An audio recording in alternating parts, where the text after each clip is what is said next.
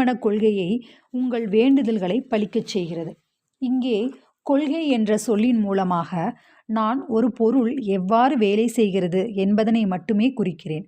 உதாரணத்திற்கு, மின்சார சக்தியின் கொள்கை என்னவென்றால், மின்சாரம் உயர்நிலை சக்தியிலிருந்து தாழ்நிலை சக்தியினை நோக்கி பாய்கிறது. நீங்கள் மின்சாரத்தை உபயோகிக்கும் பொழுது இந்த கொள்கைக்கு மாறாக செயலாற்ற மாட்டீர்கள். அதன் இயல்போடு இசைந்து மனித குலத்திற்கு ஒரு வரமாக விளங்கக்கூடிய எண்ணற்ற அதிசயத்தக்க கண்டுபிடிப்புகளை கொண்டு வருவீர்கள்.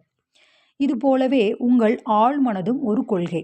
அது நம்பிக்கை என்னும் நியதிப்படி செயல்படுகிறது. நீங்கள் நம்பிக்கை என்றால் என்னவென்றும் அது எவ்வாறு ஏன் வேலை செய்கிறது என்றும் அறிய வேண்டும். உங்கள் பைபிள் இதனை தெளிவாக, எளிதாக, அழகான வழியில் இவ்வாறு கூறுகிறது. எவனொருவன் நம்பிக்கையுடன் மலையே நீ பெயர்ந்து நீருக்குள் மறைந்து போ என்று சொல்கிறானோ அது அவன்